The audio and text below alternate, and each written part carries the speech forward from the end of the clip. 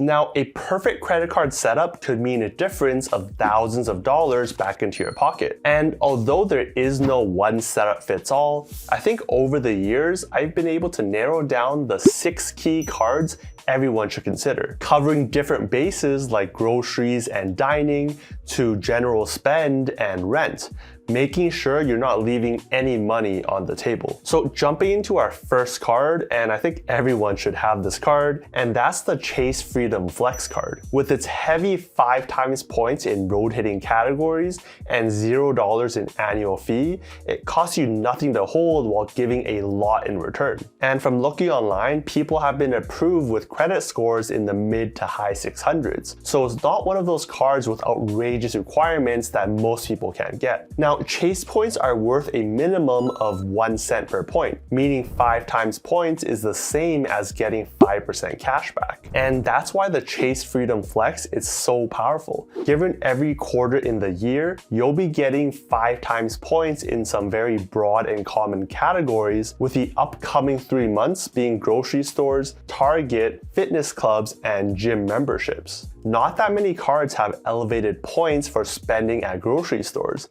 so it's pretty nice to get a little kickback when spending in that period. But apart from earning elevated points from rotating categories, you'll also earn high points for some static categories too, including 5 times points when you're booking travel through their portal, 3 times on dining at restaurants, including takeout and delivery, 3 times on drugstore purchases, and then 1 times on everything else. Just remember that these will be paid out in points instead, which can then be converted to their cashback equivalent if you choose to do so. Because later in this video, we'll go over how you can get even more value from these Chase points. In fact, this card also offers a $200 sign-up bonus when you spend $500 in the first 3 months, while giving you an extra 5% cashback, or 5 times points, on grocery store purchases in the first year. That means for groceries, say you're shopping at Kroger, you'll be earning a whopping 9 times points on grocery store purchases, 1 times from the base, and 4 additional points from the sign-up bonus offer. And if that wasn't a feature-packed card already, it still comes with several other perks across DoorDash, Instacart, Lyft, as well as service and protections like purchase protection and extended warranty, but also cell phone protection up to $800 per claim. So with this no annual fee card that's relatively easy to get, you'll be earning hundreds of dollars in bonuses, upwards of 3 to 5% cashback on very broad categories, and several protections for your shopping and travel needs. Even if the categories don't currently align with your usual shopping needs, it's still a free card to hold, so you can just keep it until categories do match up and spend with it then, while also helping you to improve your credit score with constant on-time payments and a lengthening credit history, which would then help you qualify for cards like the Chase Sapphire Preferred, the second card on the list today, that starts to touch on some premium level perks without the premium level prices. Because although we're inching into annual fee territory where this card is costing you $95 a year, there's credits to help offset that, which includes a $50 statement credit when you're booking hotels through the portal, or partner benefits with extra Lyft points, Dash Pass worth $10 a month, Instacart with $15 in credits each quarter, and the monthly GoPuff credit. Depending on your situation and which credits benefit you, you could very well exceed the annual fee in credits, making this card essentially free to hold. Now, remember how I said earlier that Chase points are worth at least 1 cent per point, but potentially much more? Well, that's where the power of the Chase Sapphire Preferred card comes in. First, because you're able to combine points across different cards, you can take the points earned on cards like the Freedom Flex, then move them over to the Chase Sapphire Preferred to unlock even more ways to get value from those points. Specifically, getting 25% more value when redeeming Chase points travel through the Chase portal, which means the effective earning rates across all your Chase cards gets multiplied too if you redeem your points in this way, where the 5 times points on the Chase Freedom Flex not only has a baseline of 5% cashback, if you're redeeming it through this method, that gets bumped up to 6.25%. But the card itself also has some elevated points on categories not found on the Flex, like getting 2 times when you're spending in general travel, 3 times on online groceries, and 3 times on streaming services, as well as a 60,000 point sign-up bonus when you hit the minimum spend in the first 3 months, with many times in the past where the offer has gone up to 80 or 100,000 points. But even with the baseline 60,000 points, that's still a minimum of $600 cashback or $750 when using Pay Yourself Back or travel, both of which are enough to cover the annual fee for the card multiple times over. And one more detail about the card that really kicks the value of your Chase points up a notch is the ability to then transfer these points to one of Chase's partners like Aeroplan or Virgin in order to book travel, often for higher than 1.5 or 2 cents per point, but more in the video up above. And hey, having even better travel and purchase protections, as well as having no foreign transaction fees, makes for a very powerful entry premium card. Now let's move on to the third card on the list, which is the American Express Gold card. Yes, American Express is usually not top of mind for people when they're thinking about getting new cards, usually because of its annual fees or how historically not that many places accepted it. Though with my 4-year experience with American Express, it's pretty hard to find places that don't really take it, and I probably put it at about 2 or 3% of the places I visited. And in those cases, I'll just take out another card. But the Amex Gold is here for a reason, and that's because it's one strong card. Because although there is a high $250 in annual fees, there is a couple credits to help offset that cost. First, you'll get $120 in dining credit, spread $10 per month at places like Grubhub, Cheesecake Factory, Goldbelly, Wine.com, Milk Bar, and Shake Shack. It'll really depend on where you live or what your habits are, but you can always order for pickup to avoid the high fees, or treat yourself every month for fast food like Shake Shack. Then the second credit is also $120, spread $10 per month for Uber Cash, meaning you can use that money towards Uber rides,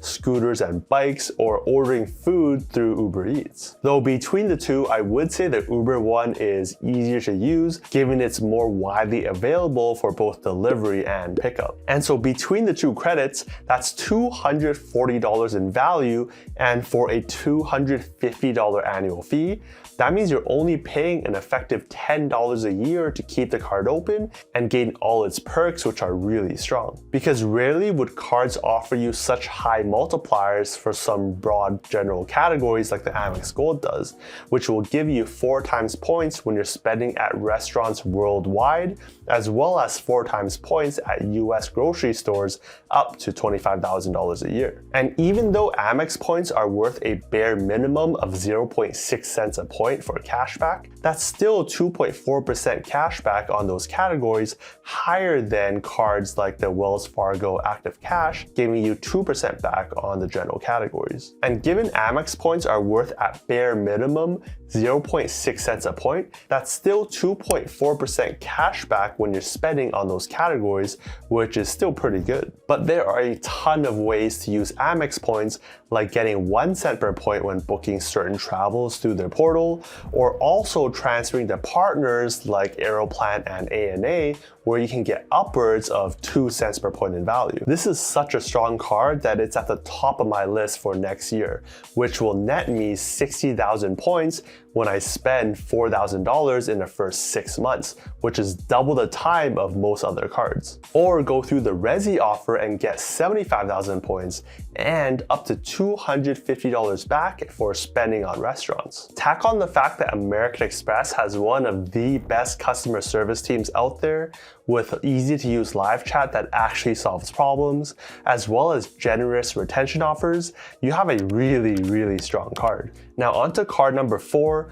we got what I think is the best well-rounded card out there, and that would be the Capital One Venture X card. Now most cards nowadays will only give you 1 times points when your spend is not in one of the select few categories. Meaning if you bought a MacBook for $1,500, you're only getting 1,500 points. But here on the Venture X, you're getting 2 times points on all of your spend, meaning for the same MacBook purchase, you're getting 3,000 points instead of 1,500. Then you can take those points, turn it around, and redeem it against travel purchases on your card for 1 cent per point, essentially giving you a 2% cashback. But at first glance, that may not seem as amazing because no annual fee cards like the Wells Fargo Active Cash already gives you an unlimited 2% cashback. But this baseline 2% on the Venture X is just a baseline, because you can also transfer those points to partners and redeem for way more than 1 cent per point,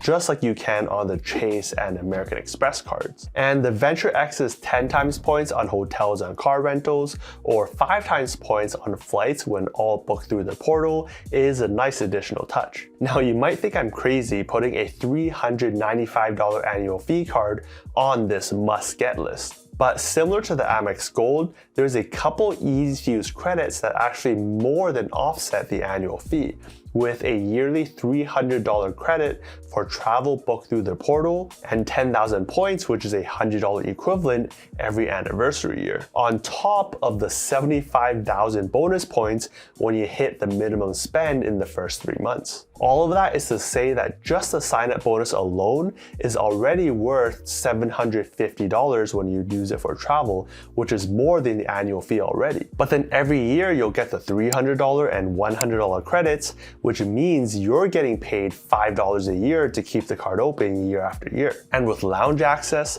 Hertz President's Circle, and cell phone protection, unless something changes with this card, it's almost like a free keeper card with some high earning rates and premium perks. And speaking of free cards, this card has gotten really popular over the last year, and that would be the Bilt MasterCard. Now at first glance, it seems like a normal solid card, with 3 times points on dining and 2 times points on travel, with 1 times on everything else. But note that the 1 times points includes rent without the transaction fee, and that's the key point of this card, because that's basically unheard of in the credit card industry. Now I live in a high cost of living city, which means rent can easily be $2,000 for a basic 1-bedroom, meaning with $24,000 in spend every year, instead of getting nothing, I can be getting 24,000 Bilt points every year with no additional cost. And they do this with any apartment, either through directly transacting with them or sending them a check on your behalf. Now usually points earned on these type of programs aren't that useful,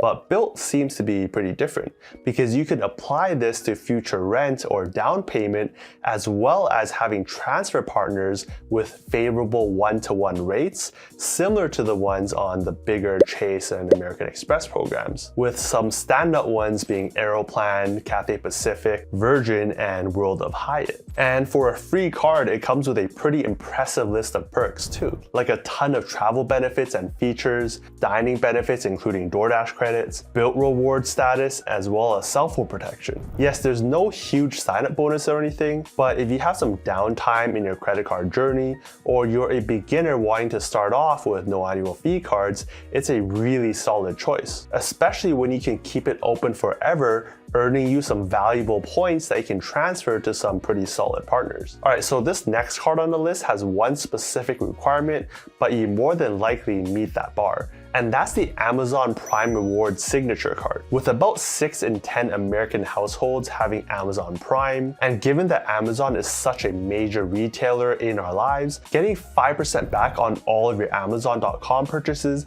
as well as Whole Foods, is a really strong perk. Because given Amazon is like the everything store with competitive prices, that's like getting a 5% discount on all of those purchases. And being a no annual fee card that will give you $100 or $200 in sign-up bonus, you could just get the card, store it on your Amazon account, and only use it when you're purchasing on Amazon.com, and otherwise just throw it in your drawer. So all the cards listed today are cards I believe should belong in anyone's wallet, either having no annual fee with high value potential, or having an annual fee with some easy to use credits that offset that cost, as well as giving you some pretty solid premium perks. But to really push the boundaries of value and get thousands of dollars in rewards, you'll want to go on and check out this video for the premium cards that you should consider going forward.